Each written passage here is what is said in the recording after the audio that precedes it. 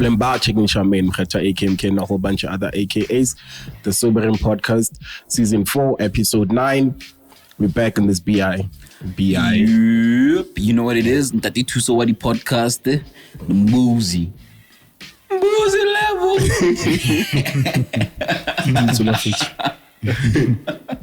And today we got a really special guest, man. Like, I don't even know what to say when I have man, to he's so describe. special. We had to come to his crib. Yeah. Are you not going to do your intro, though? I said Gigi. Shit. How I missed that? You ain't listening, My bro. bad. That's not the Mboozy level, dog. Cool. And we don't do this all the time. We don't do house visits. Yeah, that's why, yo, you know. So this is special. Yeah. Ultra special. I mean, Maverick, like a maestro, genius. You know what I mean? Like an executionist, bro. Like when you listen to projects, you see top to bottom, this is designed. You know what I mean? When you talk about design thinking and music, you're talking about this dude. He's the dealer. Zoocci Coke Dope, man. What's up, bro? I need that for a skit. You need that. Yo, you got it, man. You got it, man. You play with it. Soundbite, bro. How you doing, bro? I'm alright, bro. How you? Hey, man, we living, man. We living. I see Mkhato wanted to say something. You good? I'm chilling. Yeah, I'm chilling. I thought I cut you off there. I thought I cut you off.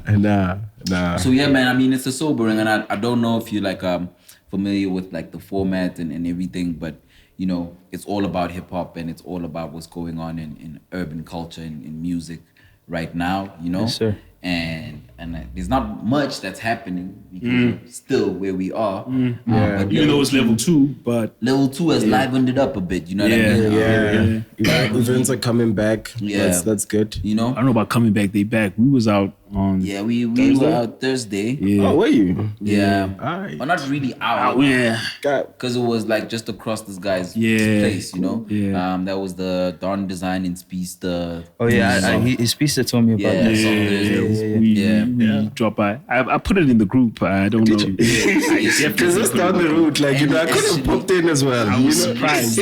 How is the going out with like the curfew? Like, do you? Well, they had to shut down at 9, as far as I know. Yeah. But we were there for like 30 minutes. Yeah, we just popped in and out just to, you know, to see like what the vibe is as well. Yeah. You know? I'll tell you this from an alcohol perspective. People get smashed quick. I'm noticing that too. Because, like, yo, they're drinking excessively. Because now, they're going to shut down now. Let's get it in. Let's get it in. People, like, even when we were leaving, people were like, shots. Yeah. Like, you know what I'm saying? It's like, And also, it's a Thursday. Alcohol is closed, bro. you know. And you don't buy alcohol like during the week, like the weekend. Yeah, you don't. you can't. What about at the spots where you? No, you can go to restaurants, yeah. If you go to a Apparently, restaurant, if you're in premises drinking is allowed, but you can't take it home. Oh, yeah. Yeah, also depending on how you speak to the people, man. You can get hooked up. there's a way around. There's it. always a way. There's always a way around. But yeah, man, you know, so level 2 has relaxed a lot of things. A lot of music has come out since we've last spoke, guys, you know? Yeah. You know, The Nasty came out, Manuel Star, Estilo with the Boozy tape. level, yeah. What else, man? Isambulo. Yeah, you were singing Yeah. praises for Isambulo. Isambulo, came out. That's rough, and fuck, I keep forgetting those guys' names. But I learned about them through their features with Java. It's like Maskandi, but on like nice trap, hip hop beats, R&B-ish. It's just like, yo, it's a vibe out there, man. Yeah. It's a vibe. Like, That just made me miss my Shire, man. Yeah, When you man. said Maskandi and the tribe. Yeah. That's the homie, man. Shout out to That's shout really out the to whole. Mashai, man. Yeah. Shout out to Mashai. Yeah. That's love, man. That's love. Yeah. You know what I mean? But yo, like he's still making music. You know, you can check out like things like Star Mars, those things. But he's dropping still. Yeah. Snap. Yeah, it's just quiet. Like unless you follow him, Yeah, you'll miss that. Yeah, I think that's what I need to do. Yeah, it's a completely It's different. It's different. direction to- It's not digital Maskandi. It's not digital. I used to like that. We all did.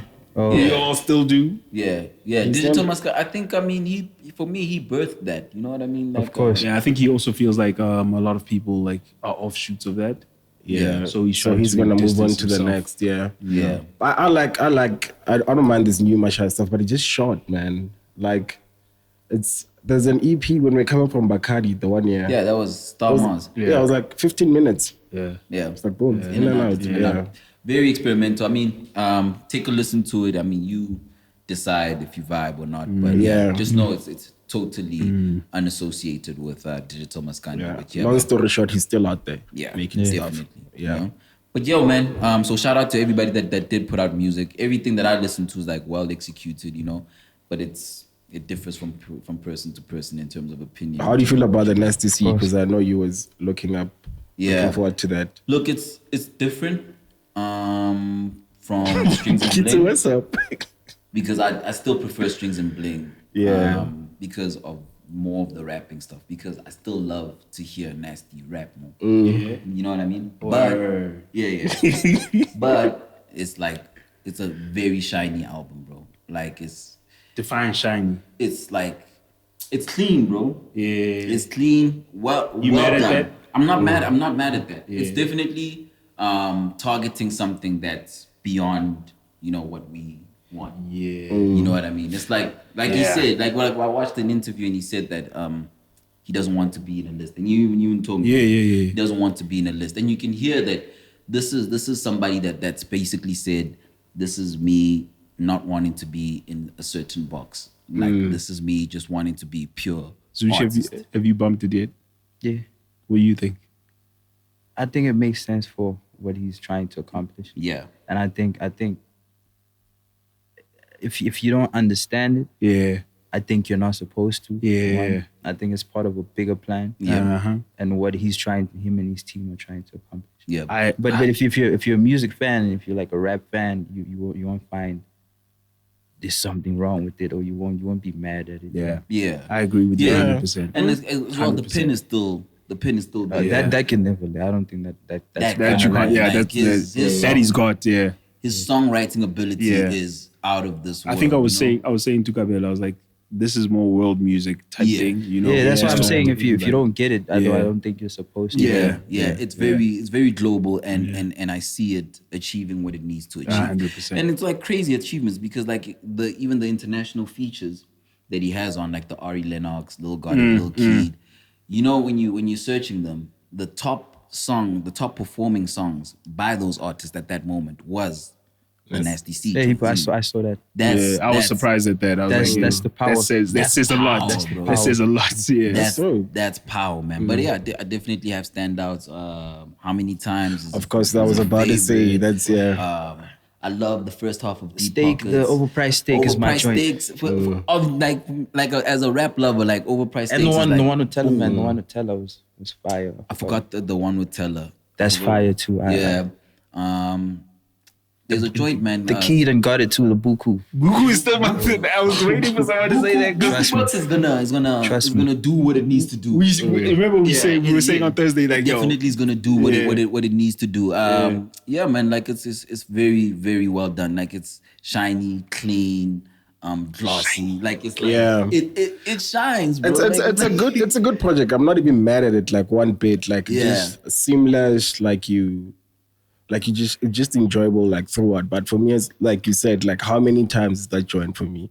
Like what's weird is like yesterday morning I just woke up like it was on my mind. Like well, how many times? Yeah. I've lost it. Also another thing I feel like, you know, when it comes to an artist like that, when it comes to, you know, where he's at, like people also have over expectation. Yeah. That if you were like anybody else and you dropped an album like that, it'd be amazing. Like wow, this is an amazing album. Yeah. But like when you reach a certain level, there's over expectation that no matter 100%, how good you drop, people have that they want it to be critical from before you even dropped. So I think it's also like important to look out for that and be like, let me listen to an album just to listen to an album, not thinking like I was expecting. You know, when this was announced, let's say last year, this is what I was expecting, and you forget to listen to an album for what an album is, instead of having those big expectations according to who somebody is and what you think they've been doing or what you think they should have dropped. Yeah, I mean, he delivered definitely. That's a good thing. But one other thing I want us to touch base on is the way other people drop singles. Aries came through with a new single. Casper put out a song with Zola. Yeah. A residual self-image is like, bro. You were singing praises for it. I love it, dog. Like, if he goes on this, like, the trajectory that he had on Fire, what's that? Fire in the Water. I think that was the with Mesh. That's Mesh, though. Yeah, that's Mesh. But it was like a lot of Reese on that. Yeah, of course, it'll always be. Yeah, it's like gang Reese. Like, if he goes on that, man, like, I think he can give us a rap classic. I think he's becoming more niche. Yeah, and his niche is one that a lot of people can appreciate. It's not the niche that's for like a select crowd. It's the niche that's for like a general rap lover. I think he's touching on that niche a bit more now, instead of like, you know, not the usual. It's not like it was usual for him to have done that when he was in the label. It was very like the hit singles, very. But now it's very. It was really niche, something that's gonna play. Now it's very niche. Like you need to have a fire ear first of all to be like, this is fire, and like rap fans would understand what he's trying to. Yeah, man. So like if he goes, like I said, if he keeps that, I think it's like a rap classic. Like it's like, bro. Like he's really rapping his butt off right now, man. Like it's crazy. It's a good song. I liked it, like sonically, the way it sounds and everything. It just like, and also like the trailer that they put out for the thing. Yeah, on the computer. Yeah, I like shit like that. Dope. Yeah. But even speaking on rap, I'd be like bugging if I didn't mention the Ginger project. Yeah, I haven't. I actually haven't gone into it with some love, bro. If you're a rap lover, you know what I mean. But this is like. Rap. Like, but this is high end rap. This is like how many times he's like, that's what he does. Yo, bro, but this one, bro, for me, like, you know, from Piff, from Piff, like that's why that was like, yo, this is Ginger's terrain. You know what I mean? Because Piff was also that. You know what I mean? Because I think the projects before that, there were elements of dabbling into what things. people and also like it happens with a lot of people. Even when I used to, not very closely, but I had a run where I was working with Ginger pretty frequently, and I could sense the whole what do people want to hear, and then what's gonna stand out, or like what's gonna be accepted, instead of this is what I can do, and let me you know, craft that into something that nobody can deny. And I think over time he's been working towards that instead of what do people want to hear. I think that's beautiful. He's hit the sweet spot with this one. Like, it's phenomenal from a rap aspect, and even the beats that he chose to complement that rap ear and rap lane, it's impeccable. Like, it's, you know, it has the ingredients of the Griselda vibe here and there. You know what I mean? A lot, yeah. Even like he'll even like so now you're gonna listen to it. You'll even do like the ad libs as well. The do. You know what I mean? But it's crazy, dog. Like, he even has this joint, bro. Like, there's this joint, House of Bonang, bro. It's like, it's grimy but classy at the same time. I need to bump that. I mean? Like, I need to bump that. I'm on that too. I need to bump that. Bro, on a rap pen level, bro, it's like, I say less, we're sold. Yeah, but like, yo, if you're a rap lover, say less. You know what I mean? That Ginger album is definitely one for you. It's not missing anything from a rap lover's perspective. And I even remember, even C's like tweeted about it. He was just like, yo, I don't know how many times we've said, but this guy. This guy's a like, rapper. This guy is this is a lyricist, bro. Like, and that project is chef's kiss, man. I must shout out to Ginger. I don't think that rap wise anything is going to top it. At this point in time though, like, I don't think you'd expect less. I think you'd be more disappointed if he didn't. I think you'd be more surprised if he didn't. Yeah, you know. Rap, or if he didn't, if he wasn't as lyrical, I think that's when you'd be like, that's a surprise more than Ginger's rapping. I'm surprised. I think it's a given by now. Yeah, I mean, you say like the rapping, you won't be surprised, but when it's like, the package, design, like, it's like it hits different. You know what I mean? You even become happy that it's like, yo, this is, for me. I even say this is what I've been waiting for from Ginger. You know what I mean? Like. It's like you always see the brilliance, but you want the whole package, you know. And like I said, with Piff, it was there as well, right? But this one, it hits different. You know what I mean? Like phenomenal. Kudos to Trilly, man. But yo, man, that's the rap projects. You're not gonna say nothing about that Casper song with Zoli. I thought it was well executed, bro. Yo, like that thing well executed. Yeah. Because here's the thing, right? It's like shout out to the engineer, shout out to the beat maker, shout out to the mixer, shout out to the master. Well executed. Basically, like, the guys behind the boards. It's like, yo, Baro take a 10, ne? And then I'll take a 10. Yeah, for me, like that because also you must also remember sometimes it's like something's like this is not for me. Say that thing. Yeah, it's not for me, but I will definitely understand. See it, I definitely understand. You see the vision, I see the vision and I see why a person is going to like it. You know what I mean? But this is not one that I'm going to play. You know what I mean? Yeah. You know what? Not by any means. It's not whack. Yeah, it's not whack. Yeah, it's not. But I've just got a thing of like when you can tell the formula just by looking at it, that like puts me off. Oh. You know, like it's nothing personal. It's just okay. Yeah. Once you're like, I see where you're going with this, you know. Yeah. But you went there. Not I see where you go. He went there. It's just that where he's going is not a place I want to go. Yeah, I'm not going to meet you. That's simple. Yeah. You know what I mean? Yeah, that's... For me, if I say I see where you're going. Like, you look like you're like... For me, it's a problem when I see where you're going, but I don't think you're going to get there. Yeah. But he got there. Yeah. He was out there. He was there. He was out there. What do you think? It's cool, man. It's quite like you said, man, like it's... You see, no, none of y'all is like, yeah, man, that's my joint. But there's nothing... Because it's not, and that's nothing bad, like, you know? I mean, I can always lie and then would have somebody who's saying it. Can't plead the fifth. I wouldn't You don't have an opinion? I wouldn't want to, like, because I haven't really... Okay. So I plead the fifth. Yeah, okay, cool. That's cool, man. That's allowed cool. too. That's cool. Man. I want to hear that, yo. And on that note, while we're speaking of Casper, I thought there's other things that we've forgotten. Nadia just dropped to the last. Yeah. I actually heard the Vic Mensa joint. Yeah, I think that's nice. It's nice. I thought so too. It's nice. I thought so too. Nice. I even like the shout out to Joburg. Yeah, Hillbro. Vic. He structured that verse for like even the shout outs, like just mentioning it.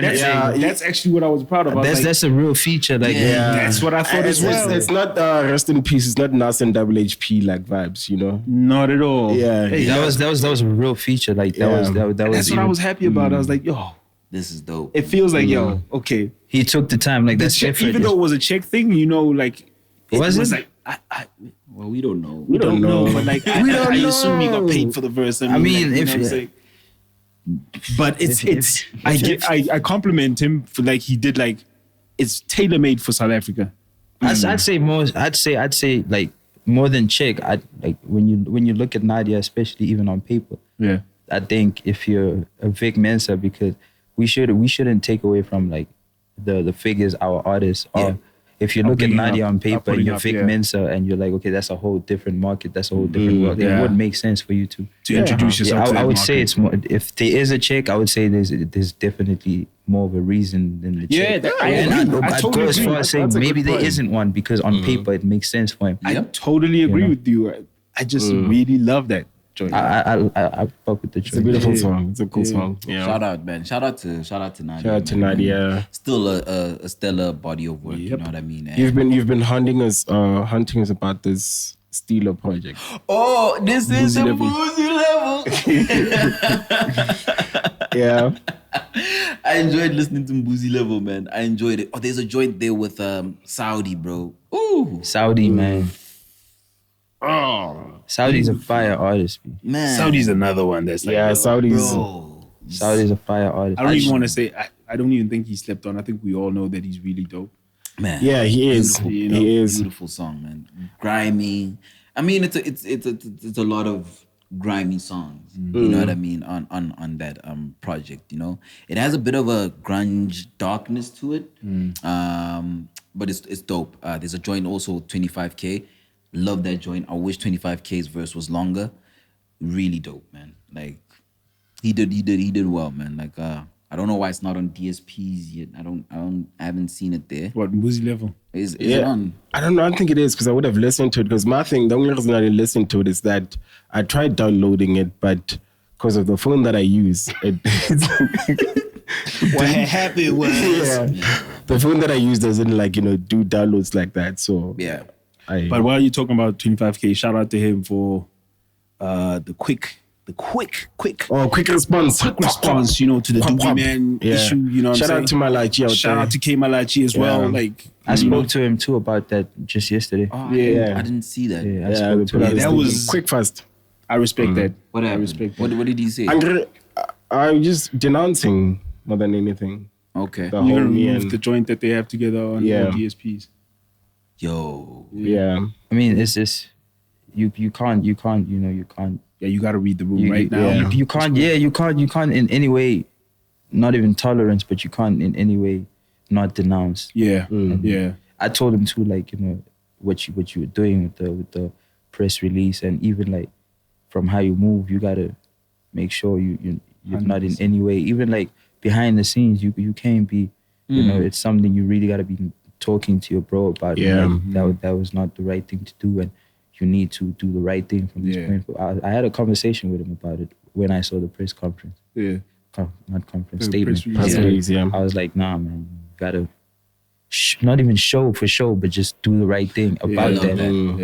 You gotta do the right thing about it. Yeah, it's beautiful. That more than anything, I love that. It mustn't just be for show. Yeah, and I love even that behind the scenes, you gotta be talking with him. Yeah, because I only just saw the fact that the homeboy did lady it, came out and said I was abused by Doobie Man. You know what I mean? Yeah. I don't think not even 8 hours later. And I mean, Doobie once pulled up with 25 to my studio, the previous place I was staying at, and like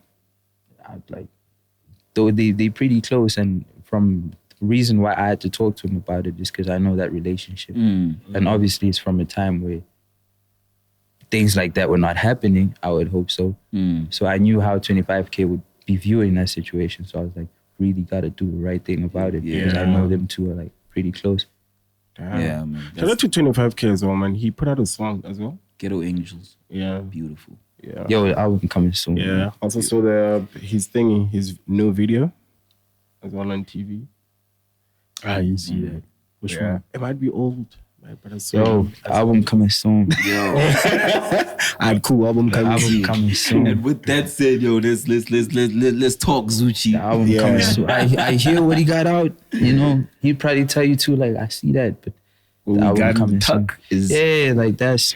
I won't even try to label that because I'm messing up business for other people. But like, the real stuff is coming, man. The real 25K is coming. Yeah. People haven't heard 25K yet. They might have heard him on the Culture Vulture joint, but they haven't heard 25K. We like, even us, as we sit here, we know a different 25K. You guys know another one, I know another one. Like, you guys haven't heard 25K. Take us through that relationship and how it came about. You know what I mean? Like, I know he's a Pretoria cat, and he reps that very, very heavily. And also Pretoria as well, man. Yeah. Oh, okay. Like, how did you guys link up? Is it like old ties, or is it through you hearing the music? How did you guys? It's just real, recognized real, bro. Like, it was even a moment I couldn't pass on when it was happening, and we were at a show. Yeah. We were at a show, and I had just arrived, not really arrived, but like I was walking in or something, and I was getting settled, but I was hearing this sound. And I was like, is this a DJ playing a song? Is this just a song? Like a song maybe I don't know, that's fire. And then as I noticed, there's a DJ playing, but there's somebody on stage. I'm like, this fire, man. And he was performing that song, and it was his song, and it was a Culture Vulture joint. And I told these DJ, I was like, yo, man, give me this guy's handle or something. Like, I need his handle on any social platform. I just need his handle. And from what I heard, bro, it was like, it's so fire.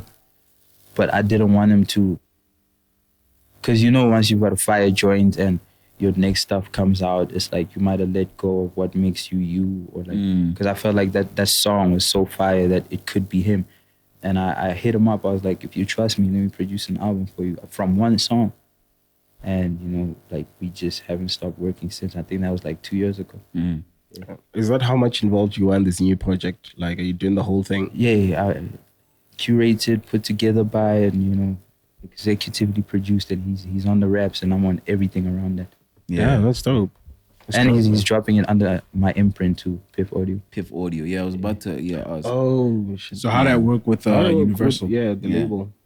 I mean, I'm sure it's fine for me to say, like the joint that came out is he's lost it's the last expectation that Universal has from him. Oh, it's the last thing. It wasn't a. It was like a singles deal. I don't want to talk too much about another man's business, but like, yeah, it's the last thing he's doing, and like from there, he's Piff Audio straight. And also, so he's gonna be under your imprint as an artist as well. Yeah, nice. That's like dope. that. He's Piff Audio. That last the demo that's out right now, the Ghetto Angels. That's the last thing he's doing under that label. And from this moment on and to the album and anytime moving forward, he's Piff Audio and the album is Piff Audio. It's probably the most fire thing coming out. Yeah, man. I went to that signing, man. When he was signing, I thought they were gonna do more. Like we just like again, I'm talking on another man business. Trust me, like they want to, you know, they want to, and with the album we've got, like. They want to. They definitely want to. Come on, man. Like, they really want to. so they've heard some of the stuff that you guys are working on. They want to badly. But we are just... Are you gonna let them? We're doing everything right, bro. We're doing everything, like, really suited because, you know, things become a bit saturated when you involve people who don't have the vision, like how we've got it. So we really groundwork and we're doing it ourselves. And we're hopefully gonna do it properly, but like it's his first like project, you know, and it's so fire. At first I was like, let me do an EP for you, because I've been an EP guy since before my album. But then as we worked, it's just like, yo, this would be, you know, a bit undermining to call this an EP. So he was also like, nah, man, it's my debut album, and we were like, okay, let's make it an album. So. So how does the distribution work with Piff Audio? Or how? Distribution. How does it work? Yeah, like are you sending it throughout a major or is it all the way independent? It's gonna be all the way independent. Word. Ground, bro. Like I believe it's fire enough, and I believe in this day and age, like if you put together certain things, if you put things in place properly, you could accomplish what you could with the label. Like you just have to do things properly, and he's got enough behind him as an individual that he's bringing to, because he's introducing me to quite a lot of his team, you know, even the law side of things, like with K Miller, he's introducing me with like even him. He looked at some of my things too. Like it's all like a collective, and he's bringing most of what he had behind him, mixing it up with what I've got, and we're putting it together to drop this album. I love that. Yeah, man. Shout out to you guys. Shout out to Pretoria, man. I definitely can't wait to hear that, man. Like as I said, the Pretoria music has been. Bro, I'm telling you, like I don't think, and you know, I'm gonna say this, and people gonna be like, "Hey, you think whatever?" There's no album that's gonna be better than that. Like, when is it coming out? Let me at least say this year, but like, bro, like. Also, it's coming out this year. Did I just give? I mean, I'm sure I can say that, you know. But we're gonna hold you to it, man. There's on tape, it's on video. There's nothing. I'm telling you, there's nothing. Like, and some of the joints are like, bro, like, I listen to that album and I'm like, what the hell were we thinking? You know, it's that fire, and I don't get that much of a reaction. Even when I record people in the studio, like I record so many people in the studio, and they ask me, what do you think of this? You think this is fire? And I'll tell people, don't ask me if something is fire, because I record so much music that it's almost automated for me to just, even if you're fire, bro, I won't be like, oh shit. Yeah. I'll just be, you know, doing my thing, and you doing fire stuff, and I'm doing my job, and I'm quiet. So don't think it's not fire. So I don't have too much of a reaction to music, especially if it's not mine. But when I play this album, I'm always like, God, Like, especially if it's not mine. Yeah, like this is fire. Like that's how I feel about it. And when it's trash, do you have to say like, yo? And I can't keep quiet. Yeah, I can't. I'm honest. Like I think people do need to be honest about music. I agree. Because it's a big difference between, hey, I made this for myself, and no matter how it sounds, it's for me. You know? Yeah. And that's how music is personal enough for you to say that. Yeah. But the minute you're an artist that's not looking for validation, but like an artist that's constantly trying to improve, you need to be able to say that's not at the level that you'd be going for if you wanted to be good at this. You know, so I'm always like very honest about, you could do better, you could do one. I'm never like, it's not bashing like, hey man, you suck, get out of here. It's just about, what can we do better, or like we could change that, or let's try this, and if it doesn't work, it doesn't work. On to the next one, or I can't work with you, you know. Yeah, and with that said, I wanted to ask, like, has that ever cost you like any relationship? For sure, like, you know. For sure. There's a lot of even some figures, you know, people I came up wanting to work with that I no longer work with because of those type of things, like where you're trying to contribute and the person just wants to do what they've been stuck in doing. It's like, okay, but we know that list. And then it gets to a point where it's like awkward. And it's just, you're either in a box that you comfortable in and you go to, I'd like people to come to me to unlock a certain thing that they don't usually have or do. Like, let me go to that guy to hear what he can contribute to to what I'm doing. Like have a proper collaboration. Yeah, because if you're gonna come to my studio and you just want to be you and like, this is what I'm doing, then you could have did that at home. Yeah. You know, so I have a big problem with 100%. that, and it gets in the way of some relationships because some people take it personally. You know, and I'm never in the studio trying to take away, or I'm always trying to contribute for a person to be better. I don't, you know, I'm not like bashful of anything. I'm always trying to improve. No matter how good you think you are, if there's something I feel like you can improve in, it's because you can improve in. I'm not lying. I know what I know and I'm confident in it. So if you have a problem with that, like, you take it personally, and some people listen, some people don't, and it's fine. Damn. It's tricky when there's so many egos involved in it. And that's the problem. That's the problem. Especially music. Because I'm a rapper. I got everything on, you know, like that attitude, bro. And it's just, it's like, it's not necessary in a creative environment. Art is such a contribution type of a thing. Yeah. That if you can't be that type of a person, then, you know, it's limiting to you as a person too. Yeah. You know, because artists got a lot of contribution factors. Like people contribute to something. We have sessions where it's like 3 or 4 producers working on one song. Yeah. We've got 3 artists at the same time working on the same song, and some of them are not even on the song, it's just ideas. And if you've got an ego and you've got, you know, attachments to your ideas only, it wouldn't be a place for you to be. It gets in the way. Because people get attached to their ideas. That's true. You know? Yeah. That's true. It's a very sensitive art form, especially rap. Like, I think rap is specifically is the most sensitive, you know, genre. You know, contrary to popular belief, the bravado. The of course, But it's you're supposed to have a certain attitude and carry yourself a certain way. And, you know, sometimes, because you've got the streets mixed up in it, the attitude, like you want to be a gangster or whatever. Yeah. That's far away from the art. You don't have to mix it up and be an artist that's like that. You know? I mean, that's and you can narrow it down, like how I believe. I'm also stubborn, but I'm stubborn to a certain point of, I won't listen to everybody, but there's certain people I work with very closely with that if they say something, there's no ego to it. I trust them to say something. And that's how I also like get into a bad position about, let's say, a relationship not working out, because it's like, if I'm saying something to you and you're like attached to your idea, you don't trust me. And so what are you here for? You know, so I trust certain people enough when they say something. I'm like, okay, I have to take that advice because I trust this guy and his outlook or like his perspective on music. Yeah. Who are some of those people for you? Which people? The ones that you like trust and take advice from?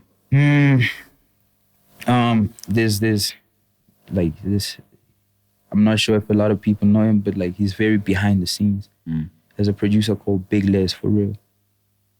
Big Lez. Big Lez. For real. He did KO, most of KO stuff right now. He did the joint with Anatia and AKA the biggest one on there. He did the biggest one on that mixtape. Don't forget to pray. Nah, the other one. The Saga? 10 fingers on the Bible. Fingers. Nah, man, not the ones that came out, like the fire one. The fire one. Bryanston Drive? Not that one. Come on. But that's like I forgot the names. Like I forgot Holy the Mountain. For me, Holy Mountain is my favorite. I don't know. I think I need to go to the playlist, but like it's a fire one with hard ass drums, and he did the T-Claw. He does it. Yeah, he does it. He works closely with Anati. Yeah. Like for me, since my debut, bro, like we formulate. What's his name again? Big Lez. For real. Big Lez, for real. Yeah. Shout out to him. We formulated even my sound from my debut EP, Morning Star. Yeah, for me in the country, bro. And people don't know this because then you do your own things and you like. I work very closely with that guy for a lot of my projects, and that's the guy. He even playlisted my Anxiety album because I had the songs playlisted, but like it wasn't as fluent as it is, as flowy as it is. Oh, you talking about sequence? Yeah, sequence. Oh, okay. It wasn't as flowy as it is, and I literally just called him up one day, and he's such a genius. Like when I called him up, I told him my dilemma. Like I've got these songs, but my album is ready, and I wanted to make sense. I want you to play it from start to finish, so that like if you get to the middle, you'd be like, I'm not finished with that album. I need to finish it. So I told him that, and I was like, I'm stuck on arranging, and I don't know where to put certain songs. And he literally pulled up, and he was listening to it, and it wasn't even 10 minutes, bro. Like, it wasn't even 10 minutes, and he's like, I see the vision, I see the type of songs, even changing some of the names, and he track listed that thing so well. The track list, I probably had to make like a correction or two, like, nah, put that one. Yeah. But like, that track list is him. I trust him that much, and I sat back and I watched him do that. That's dope. Like, he's a genius. That's a genius level, and he's young, bro. Like, he's super young. He's probably like 21 this year. What? So how much you thinking that you told me about? So when did you meet this guy? I met him when because let's put it in perspective. When we got a wind of you, it was like 2015 for Freedom of Fame. Yeah. When you did that for Black Lez. Yeah. So that's when we got introduced to you as a producer. Yeah. So there's a lot of producers that you probably came across since then. Yeah. At that time, like Tweezy was hot. Who else? Lunatic was hot. Lunatic was hot. Yeah. Magua. So you went past all them dudes. And then this 21-year-old, when did he come in the fold? It was, I think, around 2016. So that will make him 16, 17. 17. I think it was 17 when I met him. Yeah. Yeah. So Kenny Kunene was starting a record label. I remember. Yeah, that's my big homie. Like, I'd never let anything slide. Like, that's my big homie. Kenny. Yeah, that's like my big homie. How? Like, who was the rapper he had on this Flame? Give him a Hydro, not Hydro. Flame. It was Hydro. Yeah. Like, damn. Kenny Kunene was like, that's the big homie. That's OG. Like, I love that man. Okay, finish this story, but we'll get there. But finish like how you linked up with. So we 17. Yeah, the story is interlinked. Like, okay. Tell them how. Yeah. Kenny was starting a record label, and his artist, which is his nephew. So Hydro. Nah. That's after the Hydro. That's after, like, that's recently, like 2016, 2017. That's Hydro was like, Hydro's I was still on my mom's couch back then. Yeah, that's like So Sushi King days. So he was not restarting, but like starting a new one. And his first artist, which is his nephew, a fire young homie too. Like, he's coming up and he's doing a lot of things right now. Word. He was the first artist there, and Kenny's just you want to be a rapper. That kid was studying architecture. And he's like, I'm tired of this shit. I'm trying to be a rapper. And Kenny's like, you trying to be a rapper? We're buying a studio this whole weekend, 200 bands, boom. Buying a studio that weekend. And he literally asked him, and he's like, yo, who do you want as your producer? And that kid named me. So I'm sitting at home one day. That's before I even knew him. I'm sitting at home, and some kid hits me up on social. He's like, yo, I need your number. And that happens a lot. But like, for some reason that day, you gave him. I was just like, okay, And then I get a call from Kenny, like, hello, what's up? Like, it's Kenny Kunene. I'm like, oh shit, why? What's going on? He's like, no, man, I'm starting a record label and my nephew wants to work with you. He said your name. And I feel like you need to get him because I'm trying to do this thing properly. So you need to come. And I want to meet you so we can see how we can make this work. So when I got there was this awkward kid, like he's awkward, like. And I remember looking at him, like, look at this awkward little nigga. Like, and he was friends with Kenny's nephew. Yeah. And he was a beat maker, like he was like really crazy on the beats and stuff. So he was like automatically in that label because he was friends. He was with affiliated, with the nephew. But like they called me to work, like, on like doing like mixing and mastering and things like that. And when I walked in, he's like, yo man, look at my Twitter. I've tried to text you. You've never responded. Like, you're one of my favorite producers. And I'm like, who's this? He played me a beat, bro. Like, I couldn't believe it.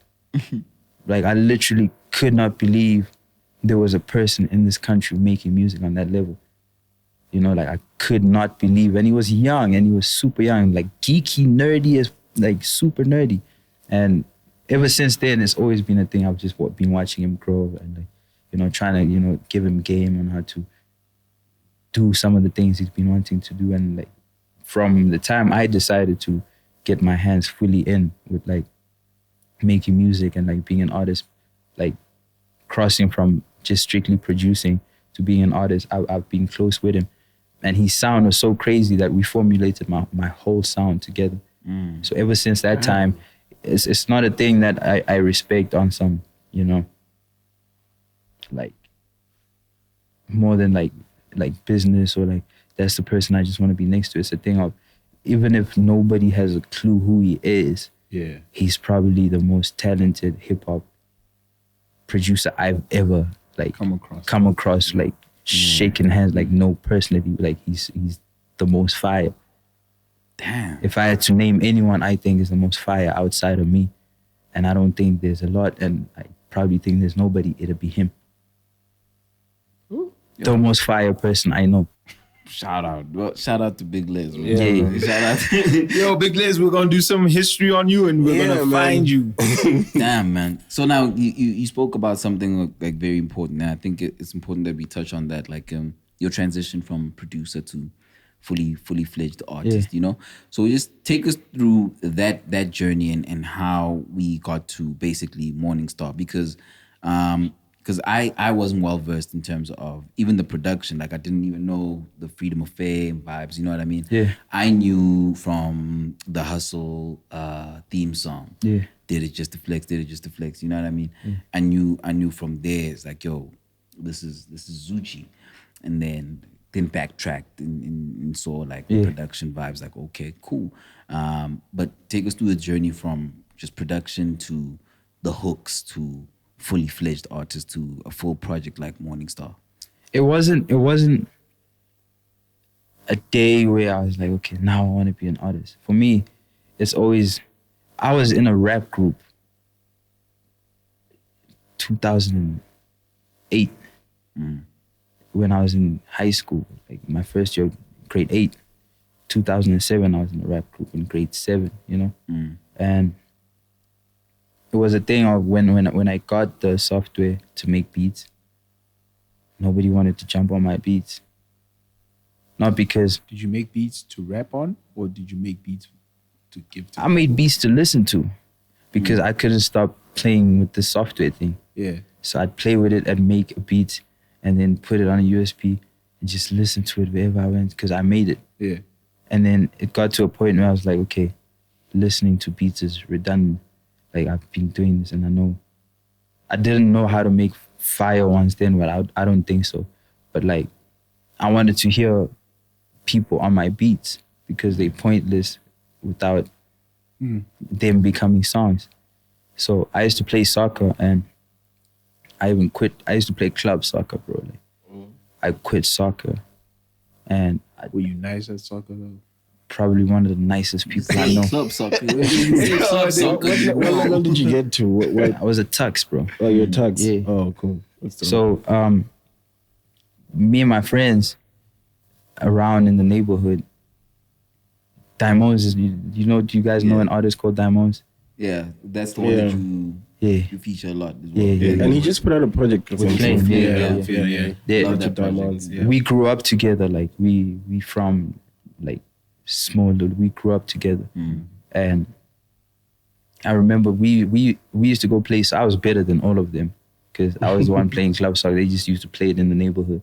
I used to come back from school, like from practice and stuff, and we'd play soccer. And it stopped being that because I was spending too much time inside now. And then I told them, I was like, yo,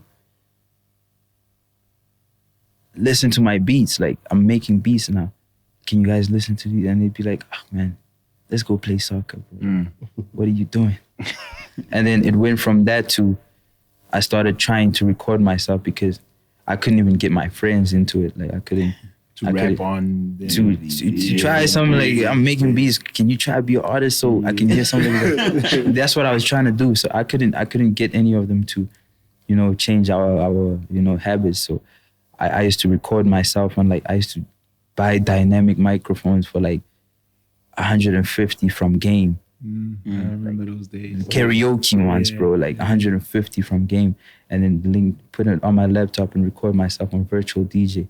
Virtual DJ doesn't even have an EQ or like, you know, like you can't even mix your voice clean. You just hear like, so I started doing that to just hear a voice on my beats. And I didn't know a thing about, I used to listen to rap music. Like I've been listening to rap music all my life. So I knew a thing or two, but like for me to do it, I was just like, I just want to hear somebody on the beat. And then when it started becoming better, my friends were like, you know, like, hey, this is cool. You get to make songs. Like you play a song that you made through the speaker and you like, because only songs we used to play is like songs from famous people. And now you play something and it's coming out of speakers and you're like, this is me. So they started getting into it, like, and then we formed a rap group with another homie of ours called K2. We formed a rap group and I was the producer / artist and they were just artists on my beats. So I'd make all the beats and jump on the songs with them. And then at some point I became so into producing that I was like, you know, forget this rapping. Not really forget it, but like I enjoyed making beats so much and just trying to formulate sounds and stuff that I just put it aside a little bit. And then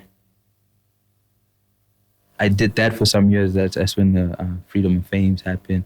And I was doing stuff with some local guys in Pretoria, just sending out beats, sending beats and producing stuff. And we had joints in Pretoria, bro, like, because Pretoria's got its own scene. Like, it's got its own scene. Like, there's artists you don't know that are, well, back then there were artists that the country wouldn't know, people past Midrand wouldn't know. But like in Pretoria, they in every high school, girls, oh my God. You go to Square, like people know, like I was producing for guys like that.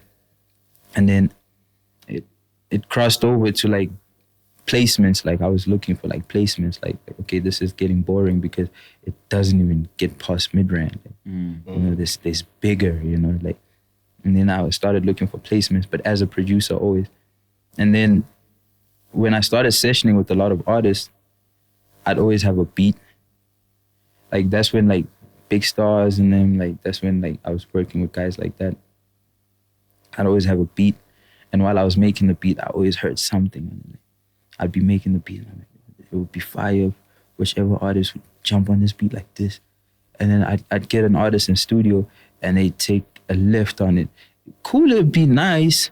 That's not what you have. But it would be like, but if he did that, you know. That's that Kanye West. Yeah.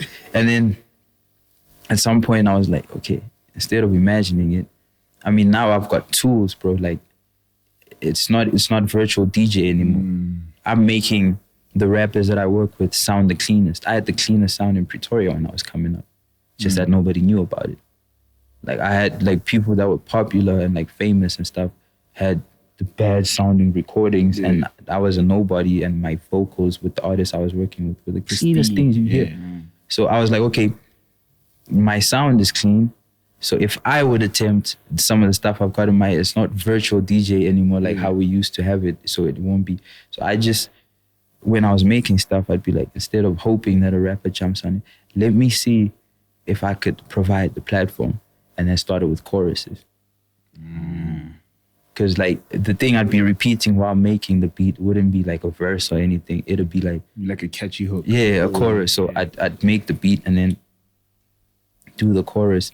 And then if it sounds fire, I'd be like, okay, who can I send this to? And a lot of joints happen, like a lot of people think I was in studio with artists. Like, I was not in studio with artists, bro. Like, from the songs you mentioned, the Who's Who stuff, to even like the I Don't Knows. Like, I was not in studio with artists. I'd literally make the beat, record the chorus, and sit on my contact list. Who's gonna get this one? And I'd send it like that with a beat and a chorus and spaces for verses. And that's all you had to do. I was actually surprised to find out you weren't in studio with Nasty C on the joint that you did for your... I've never personally, I've never met him. Yeah. I haven't met him. I thought that was so like that shows like the amount of respect that he has for that's you. proper mutual respect. You know, that shows like it's like you just gonna send that. We've never met. And for the album, it was really like that. Like, a lot of the stuff were like, I wasn't taking chances, but it was things of like, I've always been a guy where if I like your sound in any way, I'm gonna reach out somehow. And for my album, I was just, hell man, you wanna? And a lot of the guys were just like, hell yeah, or like, and I'd be surprised, like, oh shit, like, you know. So when you say mutual respect, that's how I understand it, because it wasn't a thing of, I don't know anything about, or who the hell are you? It was always a thing of, you know. And then when I'd send it, yo, I'm jumping on it right now, and I'd be like, whoa. There was a week even where I was getting verses almost every day. Like, guys were sending the verses back, and I was like, this is getting crazy. Yeah, it's beautiful. Yeah, so back to the topic of like switching. It's not something I had to switch from. Like, the artist thing is always something I tried because nobody would jump on my beat. So over the years, and when my sound was getting better and cleaner, so was the thing that I was doing. Because for me to practice my mixing, I used to just mumble on the microphone to work on that voice, to see what I can do to make that voice cleaner, but I'd always be working on my own voice. For me to practice how to use auto-tune for artists that would come to my studio, I'd be messing around with the auto-tune myself in studio to like get it right, so that when an artist does come up, be like, yo, just check this out. You know, so I'd always be working on my own voice. And then it went from the choruses. I was doing all the chorus. I had a chorus run, like I had a crazy chorus run in 2017. And then I sat back again, because it's about challenging. I sat back and I was like, I can make a full song. Well, now, because I'd always been making full songs, but like, there's like, the stakes are high now, because like, it's a different time. And I was like, I can make a full song. I made a full song. And then I was like, but I could make a project, because I'd always been into conceptual projects. Like, when you listen to a project, it's like a whole journey. I was always into that. Like, my favorite projects are like projects like Forest Hill Drive, like stuff where you can be like, this is a whole. You can't take one song and be like, this is my favorite. You really got to play this thing and be like, I love the whole thing, you know? So I was like, I can make a project from the choruses. Made a project, and that was Morning Star. Yeah, I like that Morning Star era. Like, what put me on to you was that the mini doc. Yeah, you had for Morning Star. I was like, yo. Yeah, he did it with Reese, right? Yeah, with Reese. I remember Reese was out there. Yeah. It was dope, man. And also, like, speaking of that, because then I remember there was like a Slicker interview that he did like at the crib there, and it was like the whole wrecking crew. Yeah. At that time. So it even seemed like, but at that time you were part of the Wrecking Crew. No, I was never part of the Wrecking Crew, and I always tried to distance yourself. Not distance, but like say that because like I never wanted. I'm a lone wolf, bro, and for me it's like I'd rather be on the outskirts. Like everything can be happening here, and I need to go see that guy there. And with the Wrecking Crew, it was a thing of there were so many of the guys there that I got along with from like having worked with them on certain projects or songs, that when they formed that, it was like a bunch of my friends forming a collective. So I was always with them because a lot of them were just my friends. So it was just, we made a lot of music together. I was always around when they were making music. I was always contributing to the individual albums and projects. It was just, it made sense because those were people I spent a lot of time around. Yeah, but I was never part of the Wrecking Crew. So you mentioned you being a lone wolf. Like, it seems like a very conscious decision. Like, that's what you want to be. Yeah. What's the reasoning behind that? There's a lot of things I don't like. And I don't like putting that pressure on people. Like there's a lot of, I don't like how people think. And that's a futility, that's something you can pick up from small things. And it changes my whole mood, so I'd never want to put that on people. So I'd rather just be like you'll come see me and we'll chill out, but then when it gets a little bit old, you can go. Yeah. So, there's a lot of things I don't like I don't like the way people think. I don't like the way people do things. You're messy. I got a problem with you. Like, it's just a lot of things, and I just would rather keep that away from people rather than being, I hate this guy because he's a headache and so many things. Like it weighs heavy on people, and I've noticed that. So I was just like, that's just too much. I don't like. Damn. I'm very critical about a lot. Oh, that makes a lot of sense, and that comes through a lot in, like I said, like I've watched like the interviews that you say, like the little things that you say that you have I might be paraphrasing it wrong, but you got like a fixation with like buttons and like tech, because you can fix anything there. Yeah. And with people don't have buttons. I wish, like, that's one of my biggest things. Like, I've had friends. You can't EQ a person. Yeah. I've had friends where they'll do something and I'm just looking disappointed. Like, damn. I've had people I used to regard as close friends disappoint me so much that I'm looking at them like, this is the last time I probably see this nigga. Oh, he don't know yet, but this is the last time I see this nigga. Yeah. Like, and with music, if you don't like something, you can, and I like it. Yeah. So it's just, I'd rather be doing that most of the time because it's disappointing just either being outside or being crowded. It's just disappointing. It's probably the last time you see me. God, man. That's crazy. That was like one of the, I was like, it echoed. Ever since I saw it, it's like echoed. It's like, damn. It's in your mind. It really would be dope if people had buttons and knobs. Quickly, like, the volume is too high here. Just turn it down. Then they'd be robots.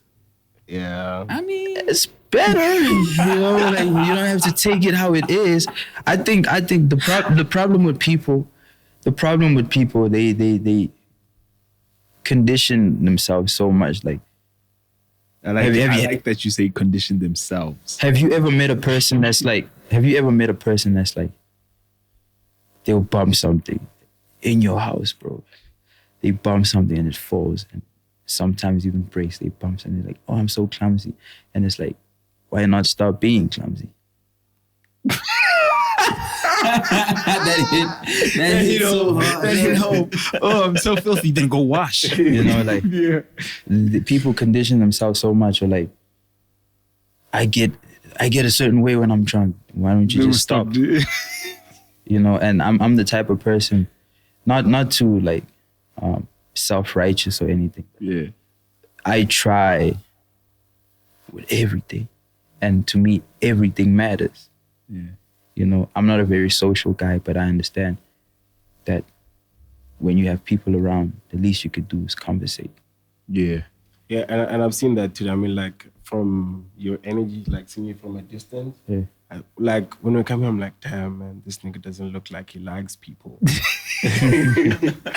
in the time that we spent together, just like chilling outside and whatnot, just like, oh, okay, cool. He talks. Yeah, you made an effort to. Yeah, like I believe that's what makes, you know, the world works. Like the world work, like just effort in things. Like I can condition myself and be like, I don't like people, and even when I'm around people, it's just bad for me to be there. Like for you to make something bad is to just, if I was antisocial in a place where I have to be, it's a bad setup. Of course. It's not a good place to be. Yeah. You know, everybody's like, it's not a, so you might as well remove yourself. Yeah, so if you try in everything, bro, if you try in everything, it makes everything. And when I see people not trying or people just condition them, I get disappointed. Like I get disappointed, and it means a lot to me that you try. Like you try, if you're not a clean person, try be a clean person, because not being clean is a problem. Try be social when you have to be, because being antisocial in some spaces is not a good thing. Not a good thing, yeah. You know, try be this, because in certain spaces it's not good. And people don't do that. Like, you know, if you're a noisy guy, we're having a studio session and even the artist that's recording can't get his verse off because you're always talking. That's a problem. Yeah.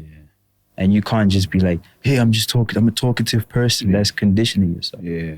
That's trying to get people around you to enable for you to be problematic behavior, and you trying to be enabling, you know? And that's why it's just like, people are disappointing to be around, because it's just, you're not going to try, man. Damn, yo. That's very. That went deeper than. That's very. But the thing is, like I said, like when we were going, like, I watched a lot of you. I think that's actually how I started actually like listening to your projects. It was this one, the Button interview. That interview took me to Morning Star. Took me to like ever since then I was like, yo, man, this guy has a lot to say. You know what I mean? And this is stuff that a lot of people aren't saying, because you speak from a different perspective than most people do. You know what I mean? So I think that's what made me gravitate towards like. I actually don't know what gravitated me. I just liked it. I mean, the beats were fire, and you couldn't you couldn't deny like the hooks or the beats, and then the project is fire. You know what I mean? But for me, it's like once you understand a person's mind state or mind frame, and it intrigues you, it just keeps drawing you close. It's like an artwork, you know. That's like there's something about this painting. You know what I mean? It's like, yo. And that's something that you always had, and you've always maintained like a sort of mystique, an enigmatic mystique. Yeah. so when that happens as well, it's like, yo, man, I want to pick this guy's brain. I wonder what he's thinking. I need to understand what makes this guy tick. And even the tweets that they very like, people tweet like wild things, you know what I mean, and egotistic things as well, right? And then you would say something that's like, it's not a bash, it's not what, but like when you tweet the yo, I want to make a project. If I could make a project for AKA, you know what I mean, it would be, you know what I mean, and that does not sound. That doesn't sound weird. That doesn't sound like, yo, I'm the shit. Yeah, it's just like, yo, you want to execute something beautiful. Yeah, you know what I mean, to a high potential of producer and artist. And for a person I respect, not because you're like you're saying I am the god of this. Or I'm not saying like, oh man, this guy's what's this guy doing? It's like, yo, I would like to, you know what I mean? Yeah, like, you know, it's not from a bad place of like, you know, like, I think I'm fire, or like, it's just I respect that artist, and I would love for him to carry out some of the ideas I would have for a person that I've been listening to for so long. Yeah. And some of the ideas that I feel like he hasn't tapped into, you know. That's the only reason why I say it. Yeah. So I'm saying, like, it's never from like, it's like, not malicious, not it's not a bad thing of that shape. No malicious intent. I mean? So I think that's highly commendable. But then like in terms of also your music journey, right? And you even said earlier on like you were the EP guy, and you dropped them in high volume. Like there's a lot. Like if you were to go to you search Zoocci on a DSP, there's a catalog. Yeah. You know what I mean? What made you go, I'm gonna do EP after EP after EP until like the debut? It was just, I'm always hungry to experiment. Yeah.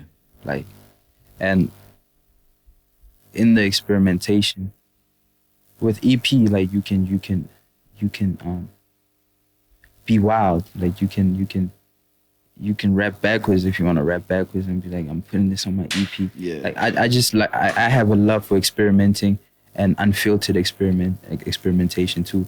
And so much so that the high volume is only because I never leave the studio. So there's always something I'm up to and experimenting while I'm up to that thing. But at the same time, I was very honest with myself in thinking and knowing that I'm not ready to put the title album on something. When I dropped Morning Star, people were like, this should be an album. And I was like, are you guys crazy? The day I feel like something should be an album, I will know. It's always been like, I'm just trying to experiment as much as I can. And the day something is ready to be called an album, I'll probably know. Damn, man. So, and then Anxiety was that for you? Yeah. Even that, like, it only became what it referred to after a lot of convincing. People around me were like, are you crazy? You just want to and say EP? And I was like, that was the plan. My album is coming in 2021. Why was it 2021? What's the significance of 2021? Because the rates that I was working at and the stuff that I was doing, I had given myself a trajectory of like, by that time, I'll be making the music that I record. That's hectic, bro. Like, I think should be an album. So you had calculated it, even your trajectory in like even like time and things of that nature. Because if you're putting a timestamp to it, it's like saying, okay, this is when I will be ready. Yeah. And this is the amount of, it's almost like a 10,000 hour thing. Yeah. Yeah. A lot of it was that. And a lot of it was also just giving myself time to make music that I myself find undeniable. Because that's what I like. I like hearing a new artist and you play it and you're like, come on. Yeah. You would need to be nuts to say this is not fire. And I'm harsh on myself when it comes to me. I'm very honest. Like, I've got songs that people have been rooting for years. Like, drop this one. I'm like, nah. Or like, I could be making a song and I think it's super average. And somebody else is like, this is one of the best songs I've ever heard. I'm very harsh on myself when it comes to judging my music. So I always try to give myself time, like, to grow and make the music that I'm fearful of. Because when I hear a good artist, there's a panic, like, people are making music like this. Yeah. And I want to give myself time to play my stuff back and be like, whoa. So that's why I had to, like, okay, at the rate that I'm going now and how I feel about my songs, probably 2021 I'll be making it, because I'm on it all the time, always chopping and changing and always experimenting. So I was like, by then I'll be comfortable enough to be like, I've got a formula so well that I can say album 2021. Yeah, it's crazy. That is ultra calculated. It's dope. It's very dope. And then in terms of Anxiety, right? Like even that title and that concept, right? How did that come about? You know what I mean? Because it is very, if anybody has dealt with anxiety, you relate from jump. You know what I mean? Yeah. Like anxiety is like a state of discomfort. If anybody has ever felt it, it's like you're anxious, something's wrong, you know what I mean? You find it hard to be comfortable. You don't feel safe. There's paranoia, there's all of those things. Sir. And the intro even is like this lady that's telling you, be comfortable. This is a space that you can, you know what I mean? Yes, sir. And then it becomes like a relate. You know, when you're comfortable, it's easy to relate. And if anybody has gone through anxiety, it was easy to relate to that project. You know what I mean? So take us through your mind frame there and your state of anxiety, if it was a state of anxiety or if it was you observing anxious people and relaying their story. It actually links to what we just spoke about.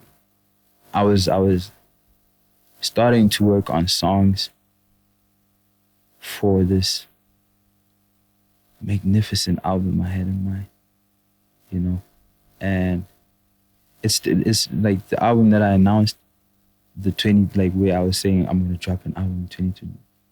The name is still the same, and I'm still dropping it, and I'm still working on it, and it's still gonna be as magnificent and as I'm planning it to be. But at that time, it's called Illuminated, by the way. It's coming out next year. Exclusive. Illuminated.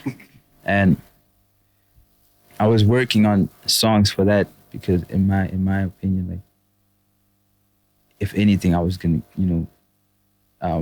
get my fitness up for that. So if I'm working on that, I might as well start now. Yeah. And if I'm gonna be putting joints away for that, I'm gonna be doing. So I was working on that, and then while I was working on that, like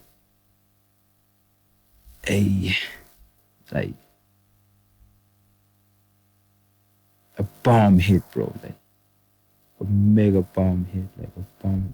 I don't want to go into detail about what it was, but it's always been something that I thought I'd grow out of because it started before the process of working on the project.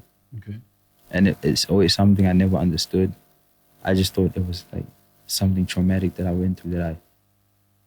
Just busy processing. Yeah, busy processing and giving my time to get over. And what I was feeling was like temporary and I'm going to get past it. So while I'm working on this project for 2021, bomb hits, like boom.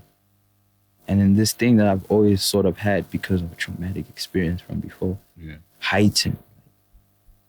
Now it was every day. When I wake up, I'm just, even my homies around me, like, Right. Yeah, like I'd be getting that a lot, and in my mind, I'm acting as normal as possible. Yeah. And it would be something they pick up, and it was just like, it was so heightened, bro, like to a point where I was like, I can't work on this project right now. Like, I really cannot work on this project because everything I'm making has a down tone to it. And that's not the type of project I wanted to make.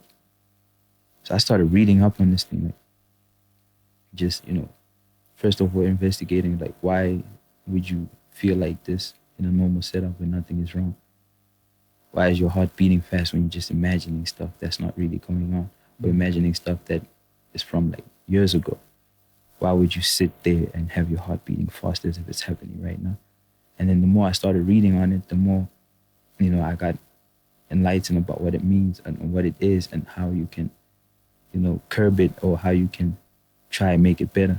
And then the music I was making at the time was that mood so much that I was like, that's the album. Well, it wasn't an album then. I was like, that's the project. It was just still the project. I was like, that has to be the project.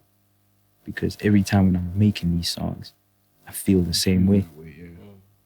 Sometimes I'm on the microphone and, because like, rappers say this all the time, I don't write, but like it's a whole different thing for me. It's like I'd be on the microphone just trying to get stuff off. And like some of the stuff I think right as I'm about to say, and if I've got a clear mind, I've got a lot of stuff coming. Like you see that verse on Cherub where the drums and everything drop? That's one take. That's a one take freestyle, like from bang bang till the end. That's one take, bro.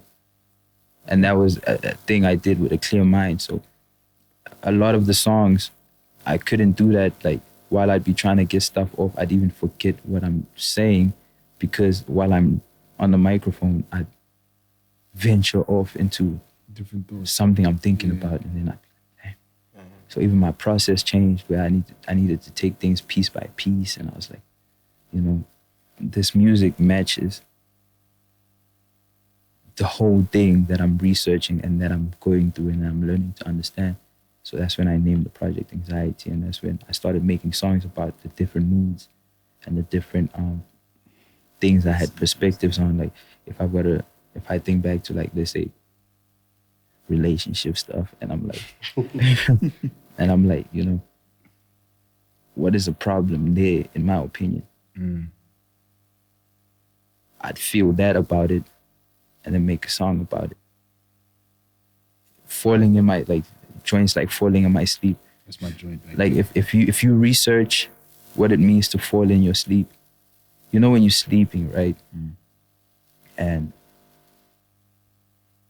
for some reason, I don't know why you'd be on top of a building and you quickly slip and you fall.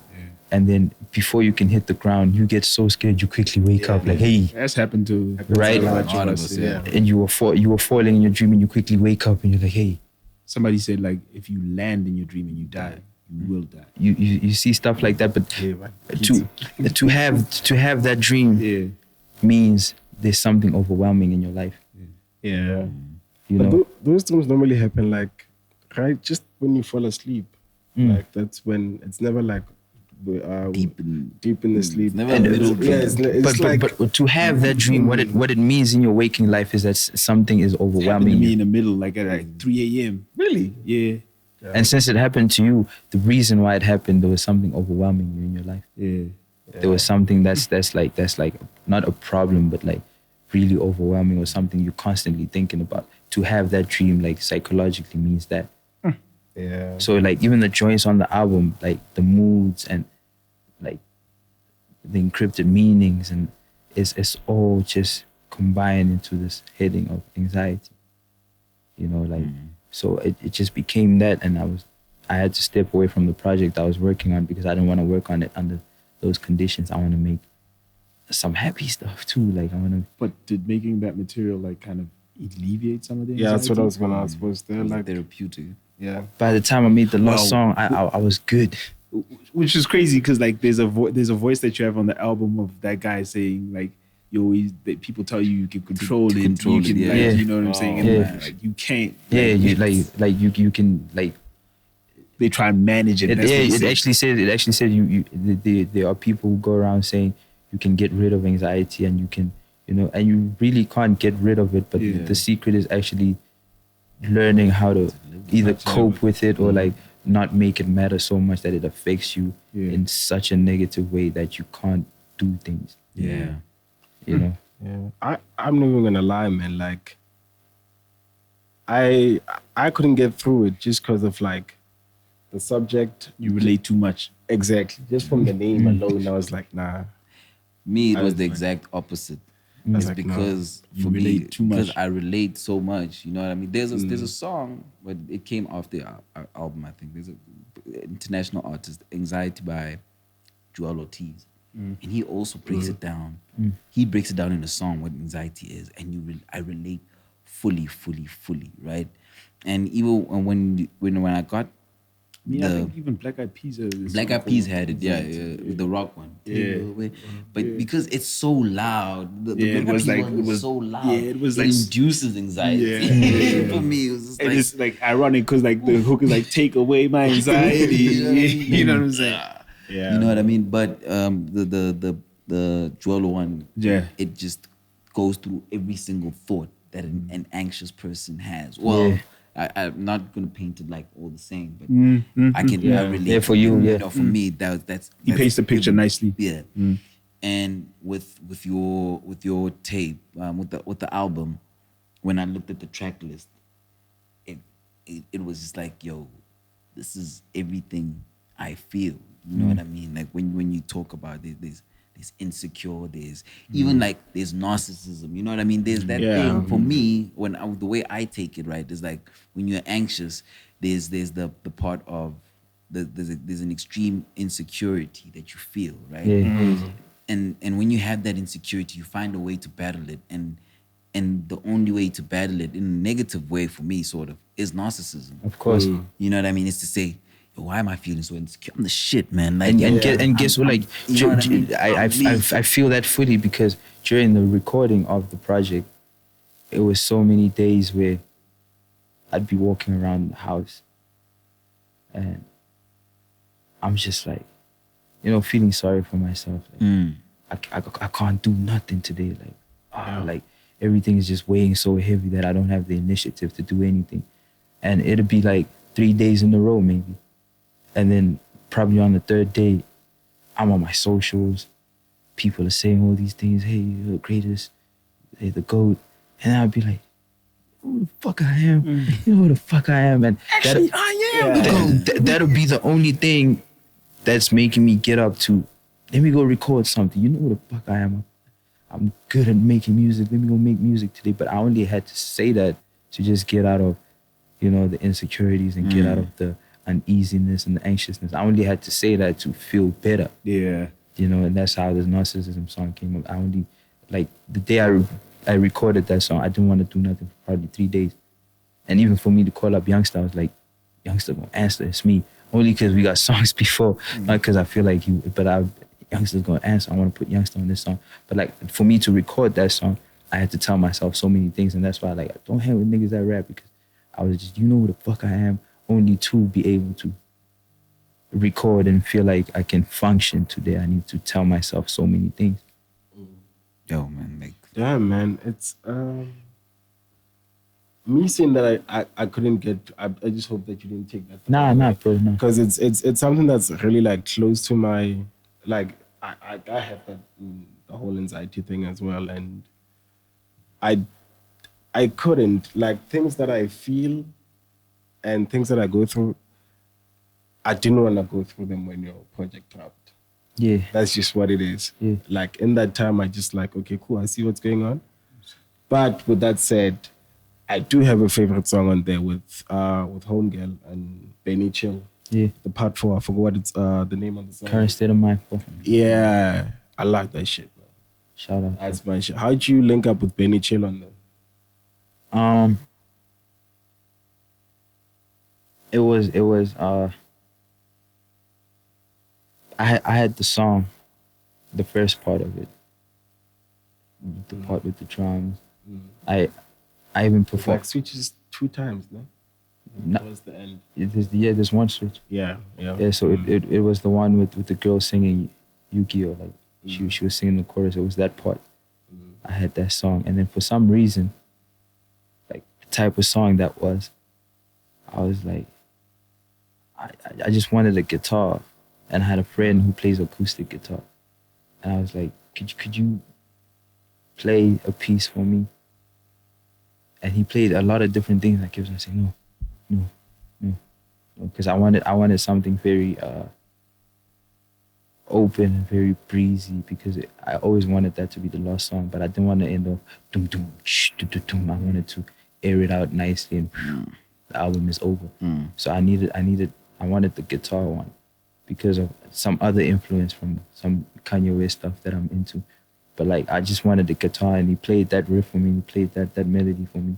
And I think around the same time, I'm a person who listens to a lot of, I'm not find as if I'm an A&R or anything, but like, I'm always looking for a breath of fresh air of an artist, or like something I haven't heard before, something that sounds new.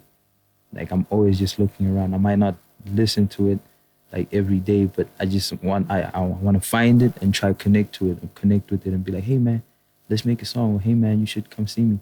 So around the same time, my little homie Diamonds, he does the same. We always just looking for new music. He'd be like, yo, check this, I found this artist and whatever. And on Instagram, I think there was hate you. And I was like, who is this? This is fire, and it's hee-haw, and he had some crazy ad-lib. I was like, nobody ever did this shit. Around and stuff. Yeah, but then his texture, the texture of his voice, I was like, okay, I hear the trap-ish, and he always had a side way, guitars and I just really liked the texture, and it had a triple X type of a feel for me. And for me, triple X, I would have kept him away from the trap, as they did for some of his projects. Like very guitar and his texture for singing is amazing. And I felt the same thing about that, and I was like, and I literally just called him up and said, yo, I don't want too much. There's this little thing on my project that I just want you to do. And he pulled up, and I explained the mood, how I want him to do it, and I explained like the goal of it and what I need him to do on it, and he pulled it off with the texture of the voice that he has, because that's something I don't have that texture. And if I don't have something, I get a person for it, you know, so he put that on, and yeah. Oh, dope, man. He's quite a talented kid, man. Yeah, definitely. He won, do you guys remember that Sprite thing? Uncontainable. Yeah. He won the dancing thing on it. Damn. Yeah. I remember because I had to interview the contestants back in the day, and I remember he was a kid, he was in high school, and yeah, that's how and then ever since I'm just like, he stuck out for me. So yeah, man. Quite a talented kid. Also, there was this crazy song, also like one of the crazy songs by him, that "Would you love me?" in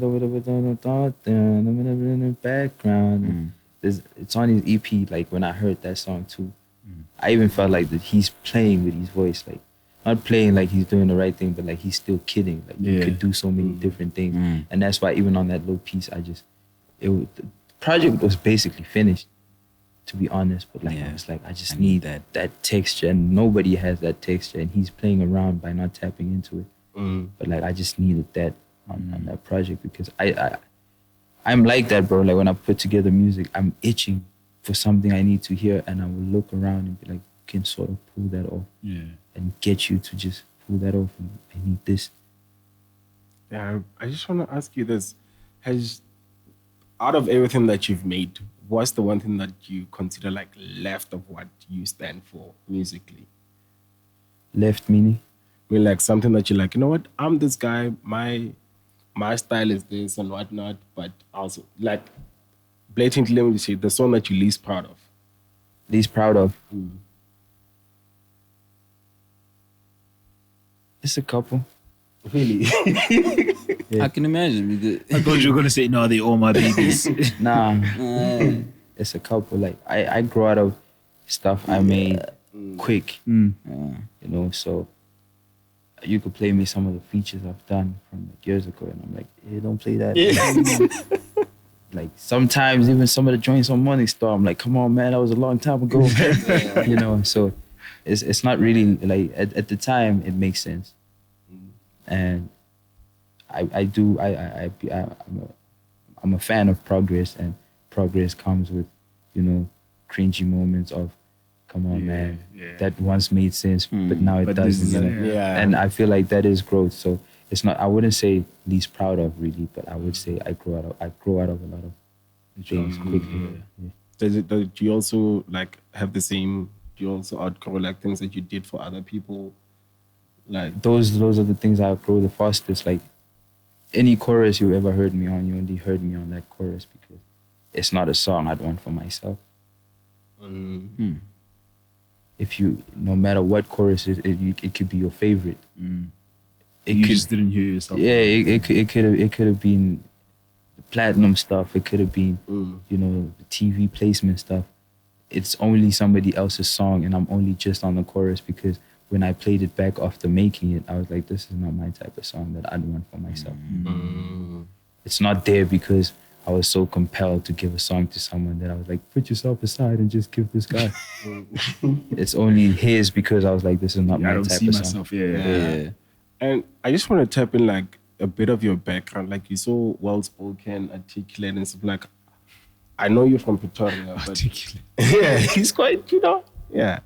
So how did you grow up? Are you, like, were you born in Pretoria and all that? From another province, right? Another planet. Eastern Cape. Another planet. Just so happened to land in Pretoria. You've seen it, right? I really mean that. Like, it's just boom. That's where I land. I'm from another planet. But like, I landed in Pretoria. You know what's the craziest thing? You're the only other nigga I know who would admit to still, like, that he used to rock Zoo York. I mean, it gave me my whole thing. I know, but like you're the only other person I know. It gave me my, man. It's such like because I used to rock that like. It was fire. I used to swag out with that like in my head. For me, when I had that on, like very few people could mess with me right now. Same here, man. I had this fire, the blue hoodie. Yeah. We had this. And that logo too. I was like, yo, put that on, like put that right here. That's fire, you know. You see that? I know that look that you have on because everyone else was like, I was never in New York. Well, my people was like, yo, that's fire. My people too. They were like, yo, skateboard kids. Okay. My people too were like, yo, where'd you get that shirt, man? But they were skateboard kids, right? Not really. Because a lot of people were like, what the hell is that, yo? I also came up on skateboarding to an extent, but I was never like New York. Nah, but the thing is, I was more on the Elements and. But those are all sort of skating brands, and it was just really about which one you choose. Back when New York was like top, like a lot of people were rocking your Billabongs and your DCs and your Quicksilvers. You know, you just had to choose where you fit in. And for me, but like to the point where like it influenced your name, bro. Yeah. You understand? Like that's where Zoocci comes from. Yeah, but like on some, it was supposed to be a bash at first. Like, a grown homie of mine was bashing me because every time I was on the Zoo, like, you know, when it's a Saturday and you're not a kid, but like you able to get some money from your parents to go buy some booze and stuff, and she doesn't know you're buying booze or whatever.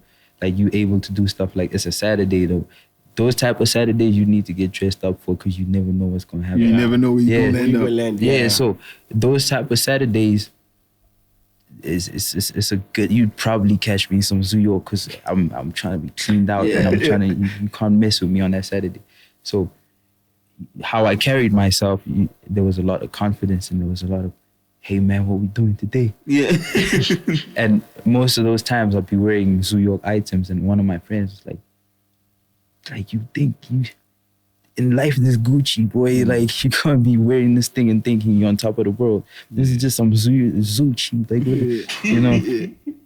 And it's sort of stuck, and I was like, okay. And then the Coke Dope is just, I had a thing for the word dope because my favorite movie of all time is Paid in Full. Oh man, that's me too, man. That's my favorite movie of all time. So man, in my mind, I always just wanted to have dope, like. Yeah, I used to even in normal vocab and normal conversation. This guy brings it up in normal. He brought it up today. You see, like in normal conversation. Paid in Full. I mess with the Wire as well. Nah, not the Wire. Yeah, for me it's Paid in Full and the Wire. They'll like in a day they'll come up, so I'll reference like somewhere somehow. That's my. But like I used to like if something is really nice, like because of that. I used to like the 80s drug era, like even the cars. You see Mitch's car on Paid in Full, like cars like that is like, oh my God. Money Mitch. So I always wanted like to have that thing. Even when I was calling something nice, I'd be like, yo, that's dope. That's dope, yeah. And for me, that was the highest level of how something could be, you know, great. Like, yo, that's dope. So I wanted to say how dope I think I am, and nothing is doper than cocaine. So like, Coke Dope. That's why I added that 100%, man. Yeah. The dealer. Yeah. Exactly. Exactly. Just want to build on some love, man. Missing that tag, but I guess. And that's also from Paid in Full, that whole he's the dealer thing. Because for me, Paid in Full was like, it was like more parenting more than anything. That's why I like that movie, because it shows you so many different sides of the type of person you could bump into. True. Do you know what's crazy? It's based on a true story. Exactly. That's the craziest part. Like when you want to mix with like for me, I used to listen to a lot of rap songs where guys would be rapping about, you know, you gotta be a real nigga, you know. And for a long time, it's something I was into. Yeah. But I didn't know the groundwork of it. Like I didn't know what do they really mean. And when I watched Paid in Full, if you look at the three main characters, Mitch, Rico and Ace. I look at Ace and I'm like, that's one type of a dude. You look at Mitch and you're like, that's one type of a dude. You look at Rico, you're like, that's another type of a dude.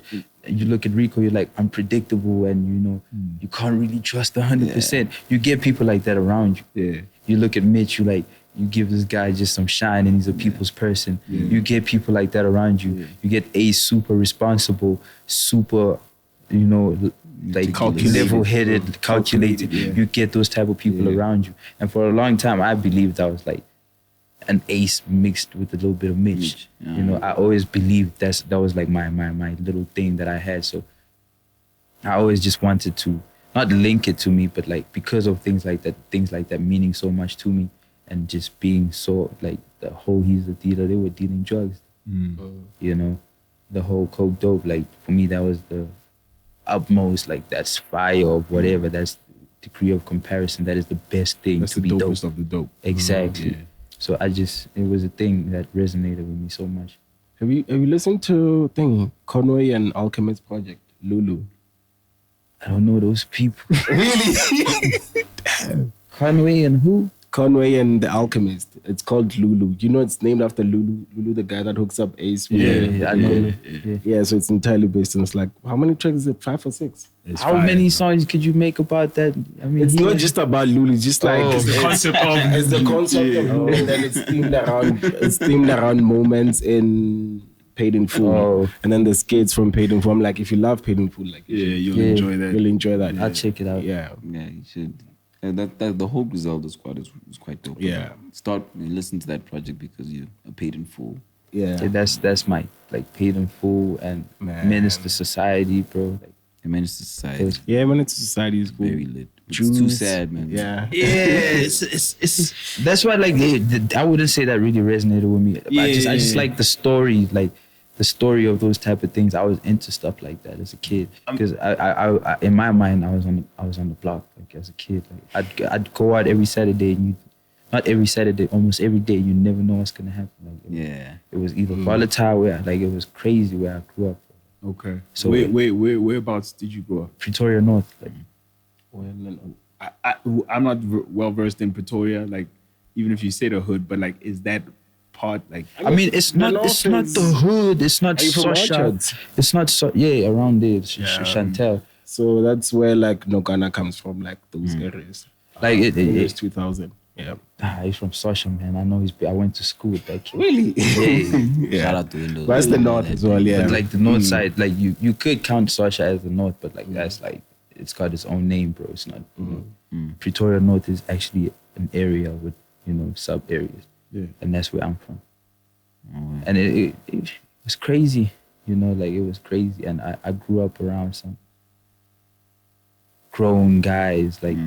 Guys like old dudes that used to hang around us because we stayed with our parents and we'd get pocket money and stuff, so we could always afford booze on like weekends or like even during the week. Like we were doing bad stuff during the week. Like, I'd come home at 9 still dressed in uniform, bro. Like just come home, put my bag down and just go to the streets and come back home at 9 in my uniform. My mom like, you don't even take off your uniform, 1. Number 2, you're back late and it's during the week. And these guys would hang around us because we'd buy booze but it was like 30-year-olds. Yeah. And we were like grade 8, 9. Yeah. And they'd take us to where they hang out and we'd be in crossfires with problems they have. And it was just exposed to a whole lot of, stuff that you shouldn't be exposed. Like I see so many crazy. So that's why stuff like that resonated with like Menace to Society and things like Paid in Full, because I knew people who sold, stuff.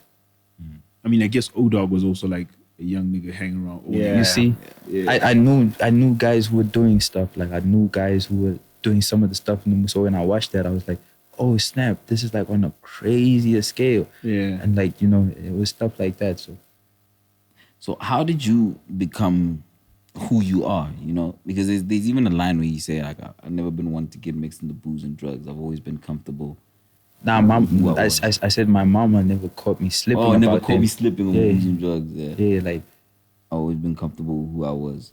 Yeah, like it's that line specifically is because I've never believed in the whole thing of you going out with your friends and you get drunk and you come home bumping into stuff and your parents know you get drunk and you can't. Bro, I be bad situations where it was just too crazy that night. But the minute I'm home, my mom can't get mixed up in that. Yeah. You know, or I'm at crazy either party or where me and my guys are just sitting and doing stuff like that. And before I leave, I'm the guy drinking water like a motherfucker. I'm trying to rehydrate. Yeah, like get right. Yeah, that's all it was about. Like it's just, you know, certain people don't deserve sides to you. If you're doing that with your friends, don't make your mom worry about it. Like, you're getting drunk, man. You know, I'd have problems like coming home late, but she'd never know why. You know, I'd have problems with people, or I'd have problems even in neighborhood, like doing bad stuff, but that would never get to my mom. And that's why she never caught me slipping about things like that. Even though it was happening, my mom doesn't know that. She thinks I'm a good boy. She doesn't know I've done half the stuff I've done. Damn. You know, and I think that's something that's just been important. I mean, that's respect to him. A lot of showing respect to, you know. Yeah. Also, wow, man. Certain people don't deserve certain sides Yeah. to you. Yeah. That's like a mental soundbite that I'm storing as well. I'm storing a lot of them, man. You like Speedsta holds you in high regard in terms of production. A lot of people do. A lot of people do, but like he works a lot with you, and you've given him, I think, 2 like big jokes. Yeah. You know what I mean? Like how's that relationship with that vibe with you and Speedsta? With Speedy, it's just, it was, you know, he's your people's when you call him Speedy. I mean, it's just the stuff for me is just always sweet, you know. But like with him, it was a thing of the time he trusted me, because trust is a big thing for me, because I think a whole lot of things about myself and my work. But if you can trust me, it means a lot to me. With him, I got it. I don't even know how I got his number. But for a while I had his number, probably for a couple months, if not a year. And he had the Mayo joint out. And, you know, I tried to send him beats one time, but I think he wasn't into those. And I'm fine with that, bro. Like, you know, it doesn't matter to me. And had you met him and had a conversation, or you just said, that's a funny thing about I just had a phone number. Because even with Black Lez, apparently you approached him and you were like, yo, give me your email ID. Yeah, and he was like, what the hell for? Like, what? And I was like, don't talk too much, just pass me the email. Yeah. Like, there's no rapport yet, and you're just like, yo, cold. Just give me this. You know, like a call center. That's like trusting your work. You really believe in your work. Like, I mean, if I send this and you hear it, you're gonna vibe. You're gonna vibe. Yeah, that's beautiful. I believe you should. Yeah. With Speedsta was the thing. Like, he had the Mayo song doing rounds, and that was a big song. That was huge. And during that time, I tried to send him beats because I just had these contacts somehow. I forgot where I got them from, but I just had them. I tried to send him beats. He wasn't into that. And then when Mayo was dying out, not dying out as if like it's a forever song, you know, like, but you know, you can reach your peak and there's a decline. Yeah, when there was a decline, I was working in studio. Not to say that was the focus or that was the target, but like I recorded the I Don't Know chorus because I was just working as usual. And I just recorded that hook and I was like, oh, it's a fire hook. And again, I looked at my phone, I was like, who can I give this to? And I saw his name, I was like, oh snap. He just had the Mayo. And like, he needs something right now. Like, he needs a follow-up. You can't drop Mayo and drop something bad after or not drop. So I was like, okay, he really needs a follow-up. And I sent it to him. I was like, bro, like, you don't think this is the most fire thing you've heard right now? You can throw it away. I'll give it to somebody else. I sent him a video of me playing it in the studio. I didn't even send him the song. I just sent it a video, and he's like, yo, give me that. And I'm like, bro, like, if you drop this after the Mayo thing and this is what you're dropping, trust me, you're gonna go. And he's like, okay, I'll consider it. I hear you, and I hear that it's got the potential to be the one that's next. And he trusted me. And he's like, okay, I'm putting the song together. It was a different song. It became a different song so many times.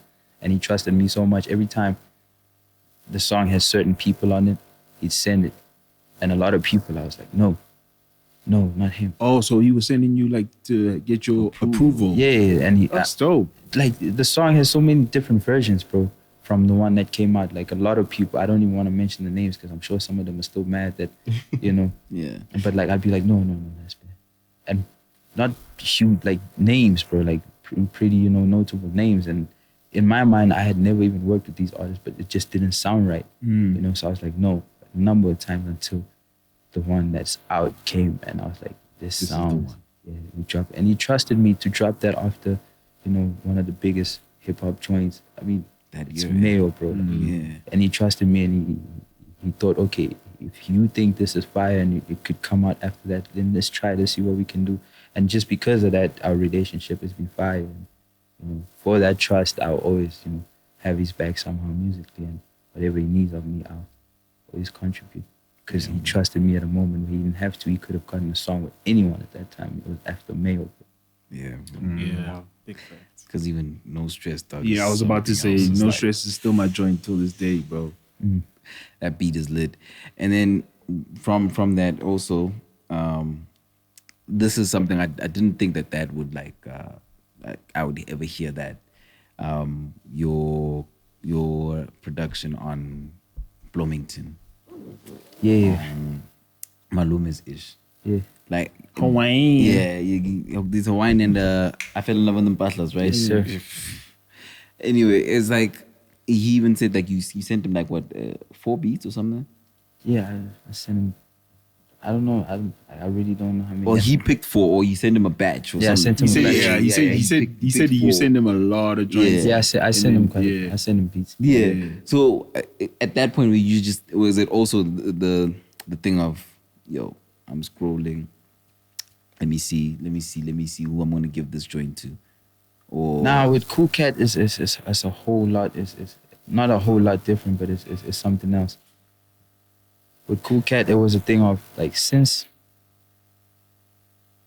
I could say about as early as 2015. Yeah. Like I was working with some of the Boyzn Bucks dudes in 2015. Which one? Sanele, Stilo too, but Stilo snubbed me mad crazy. how did he snub? Define snub. Yeah. He snubbed me so bad. Like I'm still trying to get over that. So we talking boozy level. You're like, that's that nigga that snubbed me. Man, like Stilo snubbed me so bad. It was, I was doing, like Sanele was working on an EP at the time, and Sanele was cool with some of the homies I was hanging around with in Pretoria. Or one of the rappers I was working with in Pretoria. We were spending a lot of time with him, and the minute he heard I was a producer, and the minute he heard what I could do, he's like, hey man, I'd even want to record by you. So we started working closely with him, and then there was a song he was working on with Stilo. Sanele had a song with Stilo, so he asked me to mix that song. It wasn't me on production, he just asked me to mix it. So I mixed the song, bro. And mixing is like, right now, I can mix a song in a day. Like the way I work right now and how much I know about mixing. But back then, I didn't know so much. So with mixing, I would sit for like a week, boy. I'd sit on a song and just change it so many times while mixing it because I didn't know really what I was doing too much, and I just twisting knobs till I get it right, you know? And I worked on this song so hard, and it's one of the songs I worked hard on because I'm like, I love the Boyzn Bucks movement, and I want to make this right, you know? I want to make this right for them. And by the time it got to where it got to, I was like, I worked so hard. And then Sunday was like, meet me in Brown. And I was like, okay. We got into the car. We went to Brown, and he was at a store. And I got there, and I was like, yo, the song's mixed, and we chilled a little bit. He's like, I play it. So I'm playing this song, Sunday was bugging. He's like, yo, it's clean. You cleaned it up so much, and that's why I came to you. You got the clean vocals and stuff. And then, and it was his song featuring Steve. And then, it was a vibe because I'm like, yeah, I did what I had to. That's fire. At least he likes it, because that's the thing. If you're a mixing engineer, it's always about validation, because you're like, you need to like it. You know? Your client needs to like it. Yeah. So if Sanel was bugging, and it's like, yo, it's a great job, man. It's fire. Yeah, you definitely need to do the whole EP. So I'm like, yeah, we're doing it. Stilo comes like, I think he was on his way, or they were gonna meet there, or they were doing something there. All of them, regardless. He pulls up. They play him the song. He's like, nah, man, I don't think the song is not so. And I'm like, what?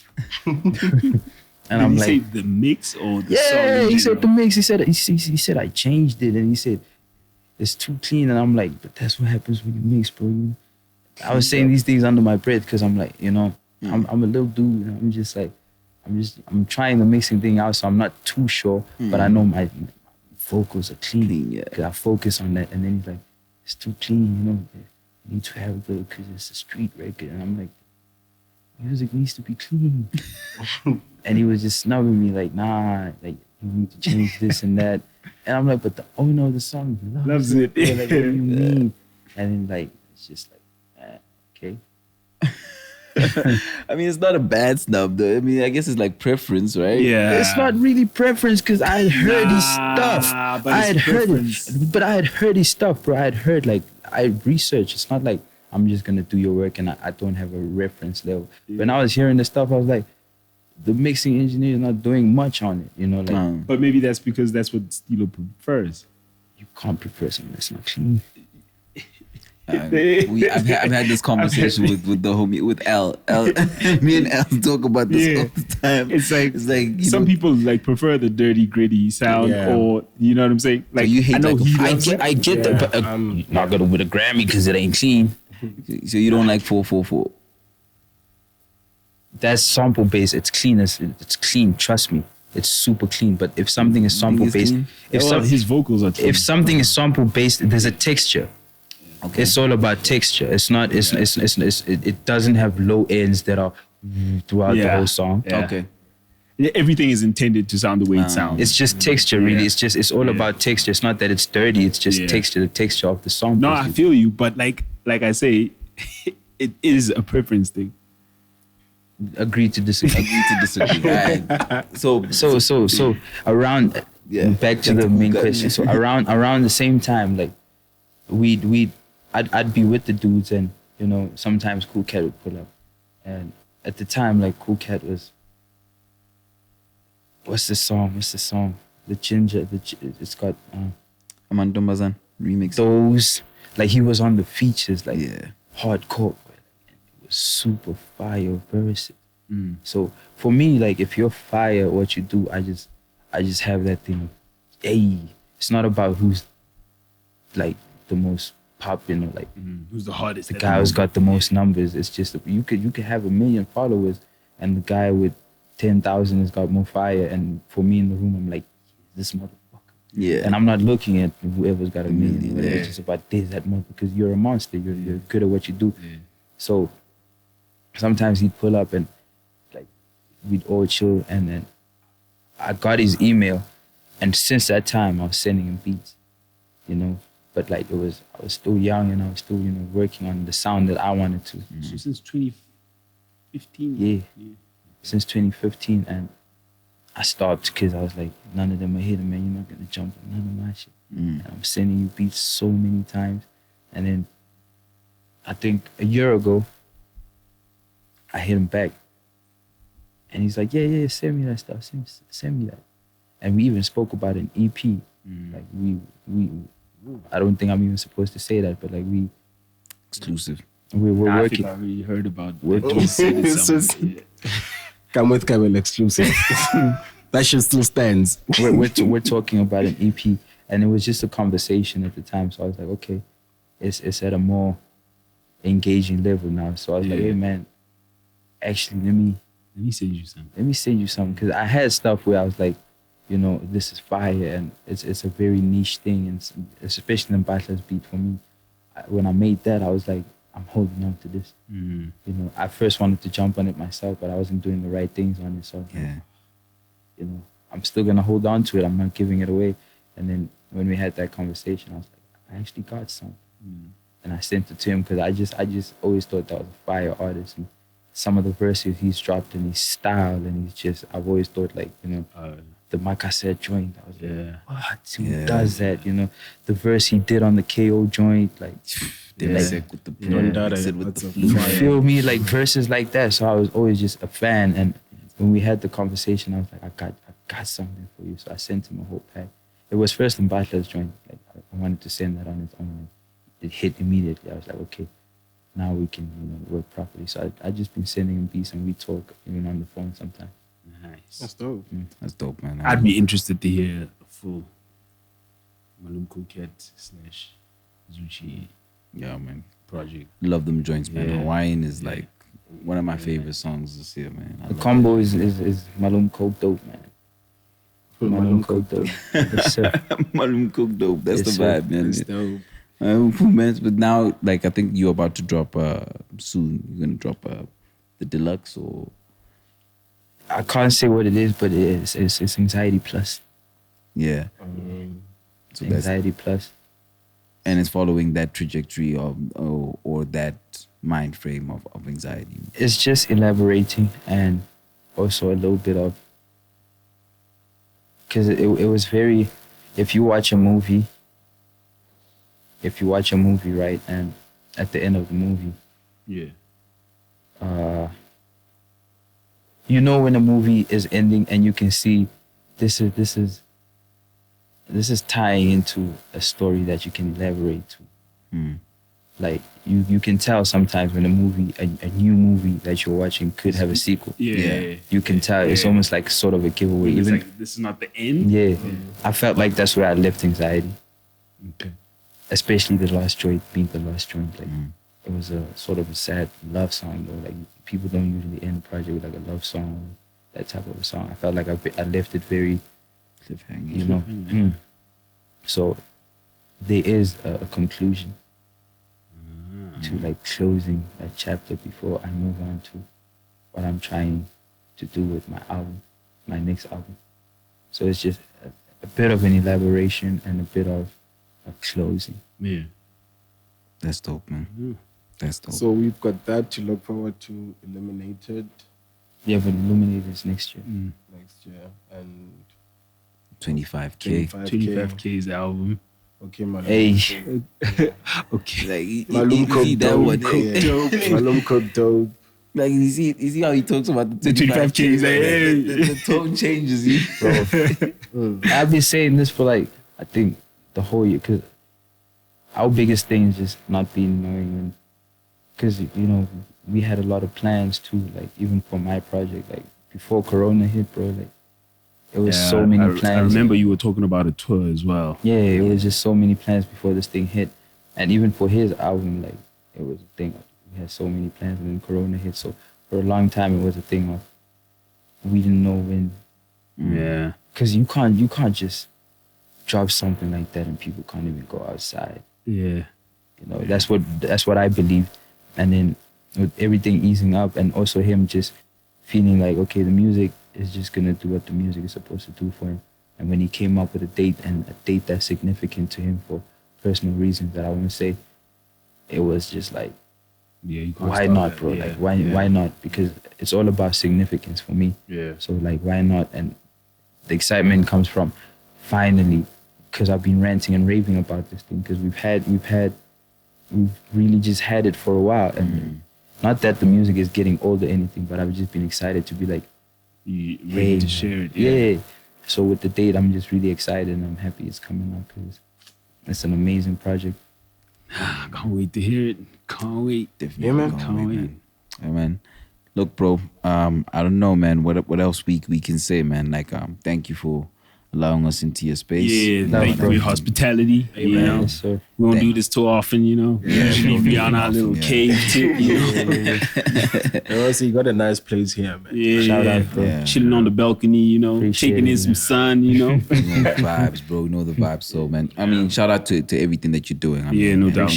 Good luck going forward. I know you got like this brand work that you're doing, you know what I mean, which is really dope.